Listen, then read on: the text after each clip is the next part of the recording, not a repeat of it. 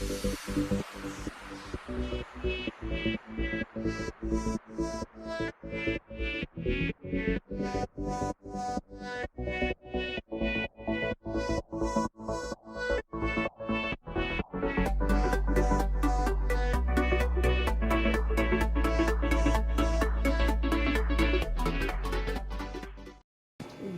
morning mga best. Yes, welcome back to my channel Vida Vlog. Today is May 27, 2024 and ayun may bibili.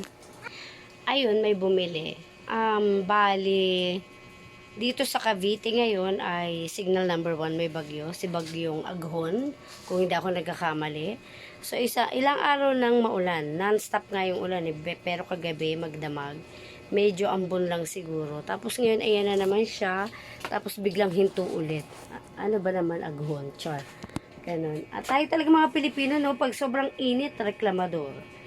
Pag maulan, reklamador pa rin, no? Ganun talaga. Wala na tayong ginusto talaga sa buhay natin, char. And ang gulo-gulo, di ba? Balik kahapon namili nga ako ng paninda ko. Ayan. Ang rule ko dito sa aking munting tindahan ay pag meron ng isang klase ng items na parang paubos na, mamimili na ako, isasabay ko na yung iba. So, ganun lagi. Konti man o marami, basta mayroong hinahanap yung customer na parang wala na ako o paubos na ako, kailangan ko nang mamilengke. Ganon. Kaya sinasabay-sabay ko na, konti man o hindi. So, ayun, share ko lang.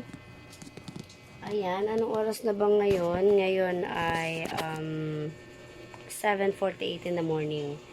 At alas 5 pa lang, gising na ako. Syempre, higa muna. Tapos pag may bibili, babangon na lang. Tapos noon, mga around 5 din. Talagang ginagising na rin yung diwa ko. Kasi yung patayo-tayo ka, magigising talaga na yung diwa mo. Tapos may iba na akong nagawa. Yun nga, yung nagsalin ako ng yung itlog na binili ko kahapon na nasa box, isinalin ko sa mga tray. Hindi rin ako nagpaparami nito kasi ayun, may ako. Good morning, ma'am.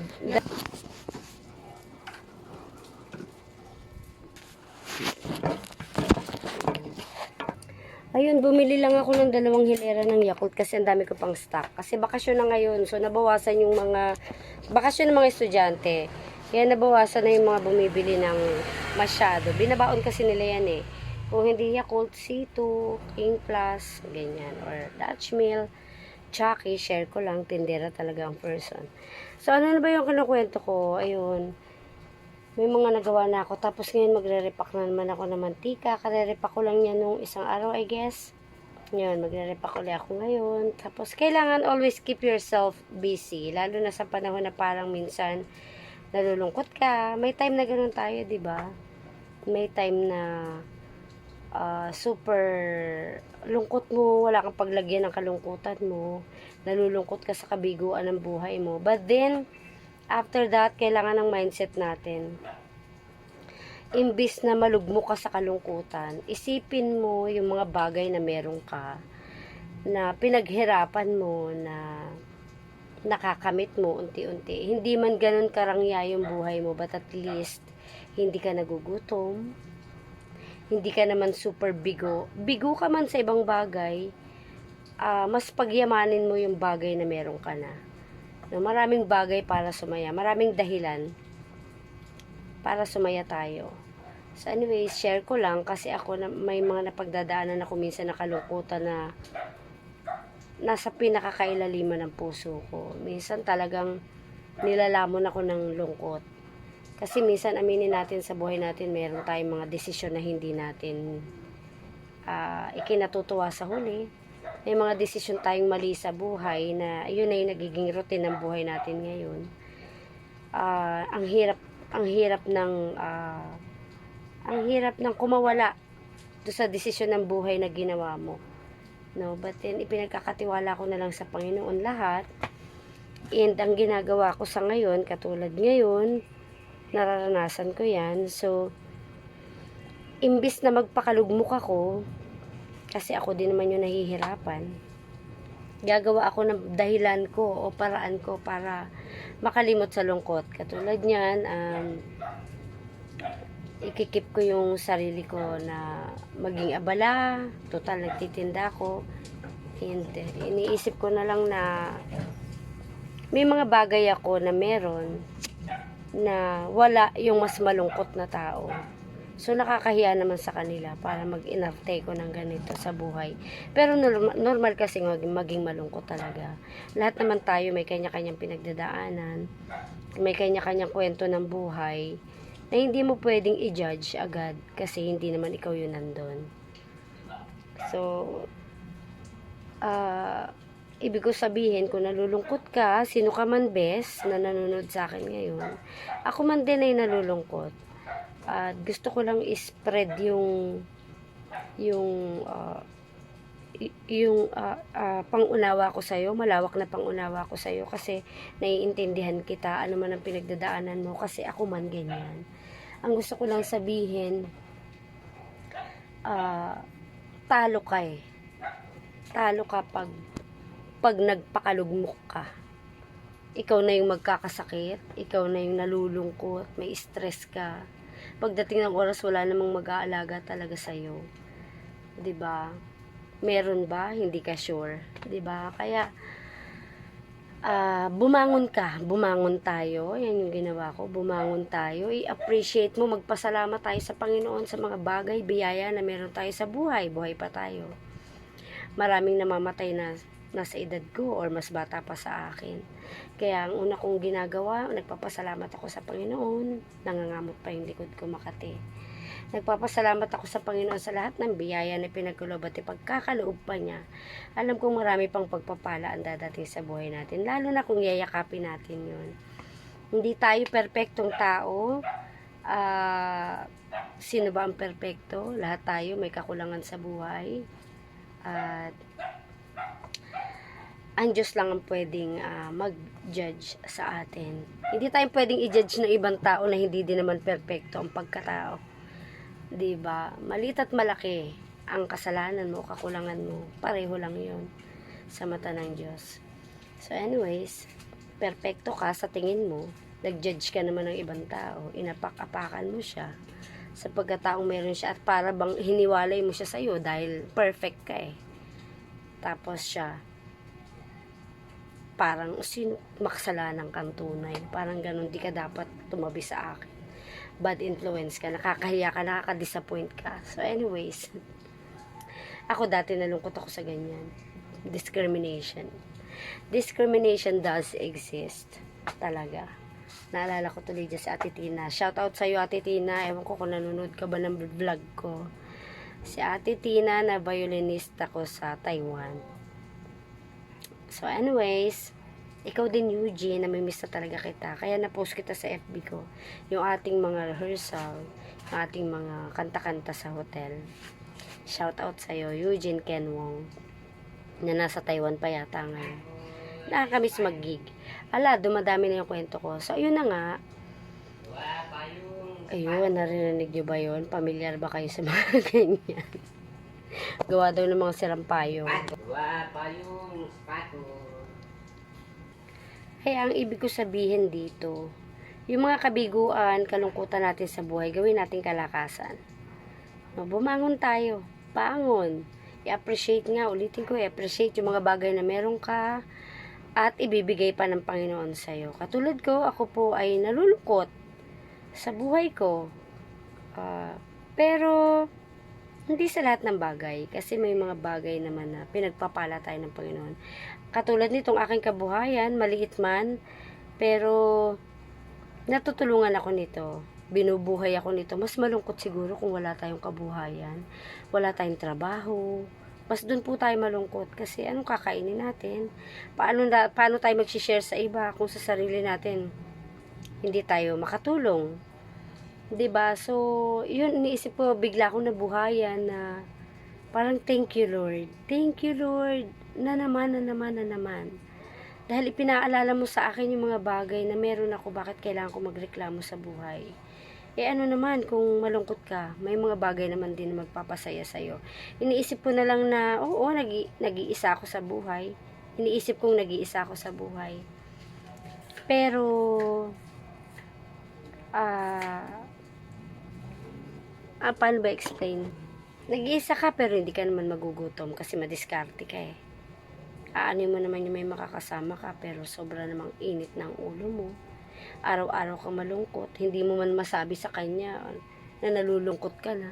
Kasi meron tayo minsan kasama sa buhay na hindi mo naman gustong makasama. May mga ganun. Pero dahil nandun yung puso mong maawain, nagmamalasakit, wala ka na lang magawa, di ba? Kundi sumabay sa agos ng buhay. Kaya ang ngayon para bilang paraan ko para sumaya ay i-appreciate ko nga paulit-ulit yung mga bagay na meron ako na maliit man siya ay para sa akin ay malaki na kasi maraming tao ang walang hanap buhay. Meron yung mga empleyado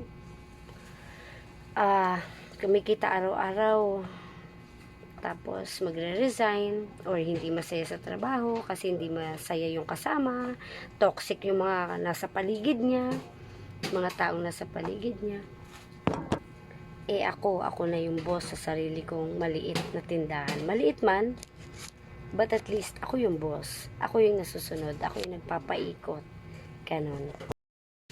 At least maliit man yung kita ko, walang pwedeng umapak-apak sa'yo kasi wala ka namang ibang inaasahan.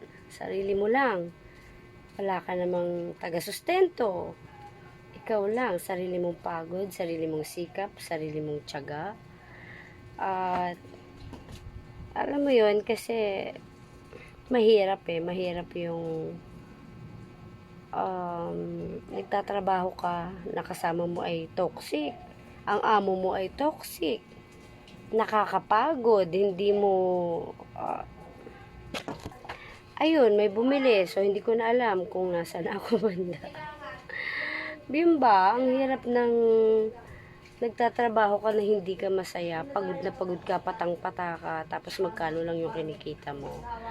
At least dito sa tindahan, munting tindahan, or kung ano man po yung business na meron kayo, at least kayo yung boss, kayo yung nagpapaikot, pwede kayo magpahinga kung kailan nyo gusto, tapos bangon ulit. Ganyan, ako kasi, gigising ako ng 5, dahil sarado pa yung ibang tindahan, sa akin lahat. Siyempre, salo ko lahat yung bibili. Katulad ngayon, ay ano-ano na lang yung bumibili, pasulpot-sulpot. Kasi siguro na rin yung iba, pero hindi pa rin. Marami pa rin ang bumibili. Share ko lang. Tapos, pwede ako magpahinga ng tanghali. Diba, hawak ko yung oras ko. Or pwede akong gumala ng tanghali, uuwi ako ng gabi, pwede pa ako magbukas. Or pwede akong gumala, kinabukasan ako magbubukas. Yung ganun. Pero madalas, humahapit ako kasi may bills akong mga binabayaran. Meron tayong kuryente, meron tayong tubig, meron tayong mga hulugang gamit na hindi natin sinasadyang kunin dahil ang gamit nasisira, so kailangan mong palitan. May mga ganun tayong factor sa buhay. But at least, na-afford natin kasi meron tayong hanap buhay. Hindi man ganun karangya, pero hindi tayo maasa sa ibang tao. At hindi masaya tayo sa ginagawa natin kasi wala tayong boss na pinaglilingkuran, wala tayong mga kasamang toxic na tao na pinakikisamahan. Alam mo yon. Mas gusto ko to yung nag-iisa, sarili kong desisyon, sarili kong ilang taon na itong tindahan ko, from 2018, so 6 years. It's been 6 years. Pero hindi ko naman siya napapabayaan. At saka ito yung pinangako ko kay nanay na hindi ko pababayaan. Minsan naisip ko mag-abroad ulit. Who knows? Pero ang bagsak ko niyan, after ng abroad siguro, marunong akong mag-business. So, ganun lang, share ko lang. Kaya ako nalulungkot, ituon ang atensyon sa mga bagay, sa mga pagpapalang meron ka. Ipagpasalamat yung mga bagay na nawala dahil siguro hindi talaga yun para sa'yo at doon sila para sa iba. At may mga pangarap tayo sa buhay na hindi pa nakakamit. Siguro hindi talaga para sa atin o hindi pa sa ngayon. Sikap lang. Hanggat di ka nagugutom, hanggat kaya mong i-provide at nababayaran mo lahat ng mga bills mo, why not? Okay na yun. Diba? It's a big blessings from God. Kasi marami nga dyan na mas matindi pa yung sitwasyon kaysa sa atin, pero masaya. Diba? Yun yung iniisip ko na lang. Parang, kaya kailangan ngayon, biglang na-interrupt yung utak ko. Kailangan ngayon lagi lang tayo magpalusog. Magpakalusog, magpakalakas. Kasi, mahaba-haba pa yung ating journey. Ganyan. Ayun, no?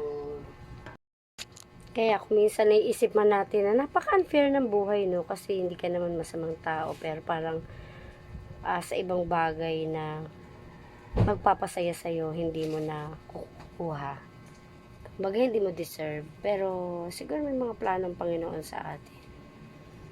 And, ayun, mas pinatatatag niya tayo sa ating, yung ating kaisipan, yan, yung ating mindset.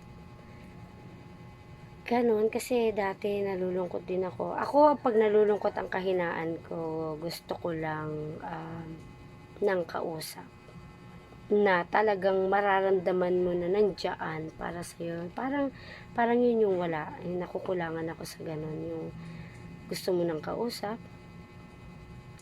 gusto mo nang may makakaunawa sa'yo, hindi ka man maintindihan, makinig lang siya sa'yo. Yung ganon. Parang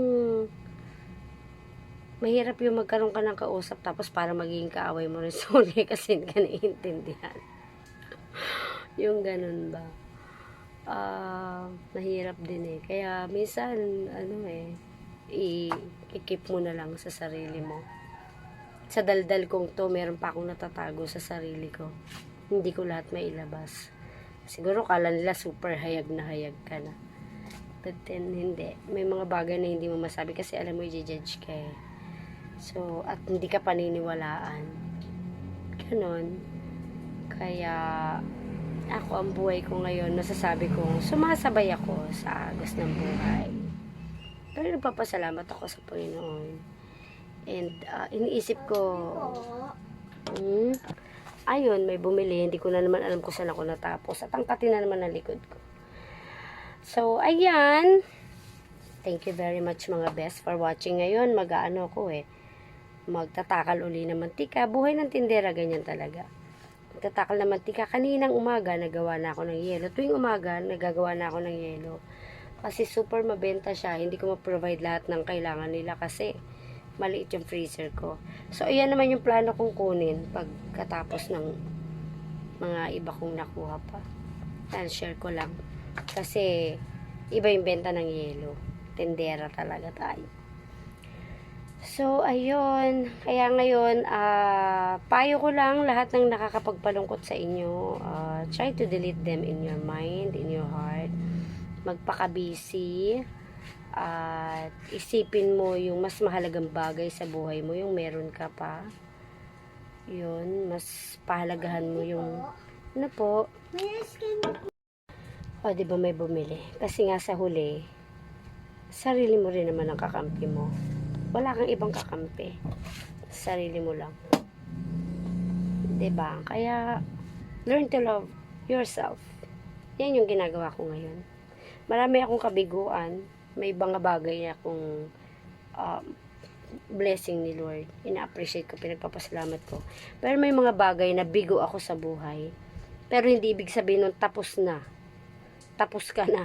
Hindi. Bangon. Gawin mong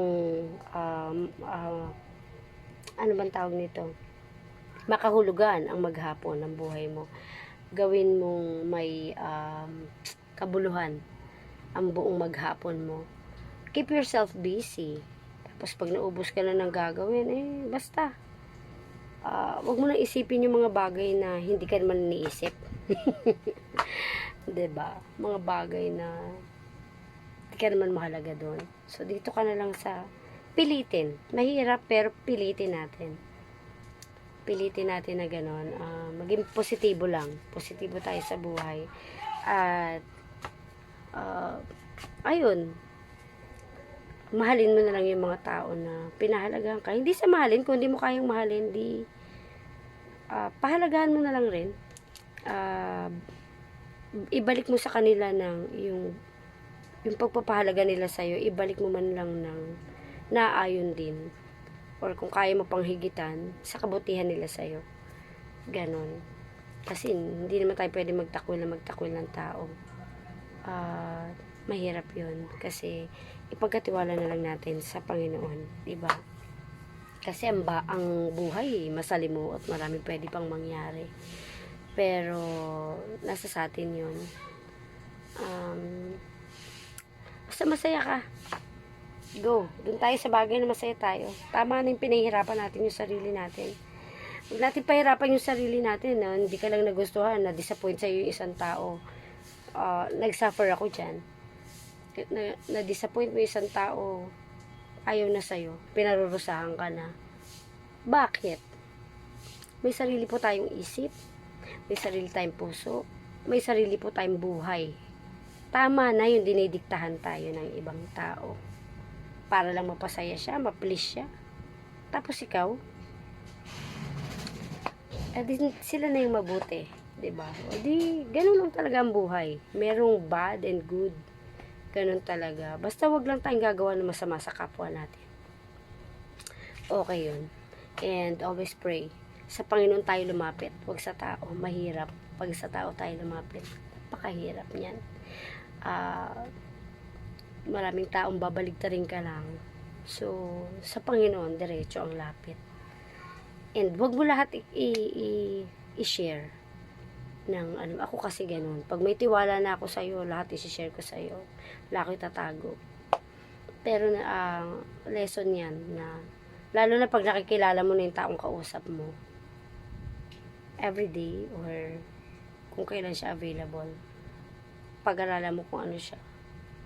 And may mga bagay na hindi ka dapat sabihin sa kanya. Ganun. But anyways, be thankful and magpakatotoo ka lang. Maging masaya tayo sa buhay.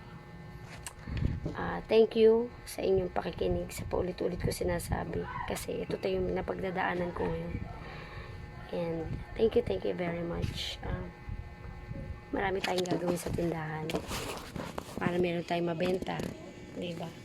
Marami tayong gagawin. Sabi ko nga, keep yourself busy. At yan ang aking gagawin every single day of my life. So, thank you, Lord, for all the blessings. Thank you, mga best, for watching and for listening sa mga hugot ko sa buhay. Keep safe, everyone, and God bless us all.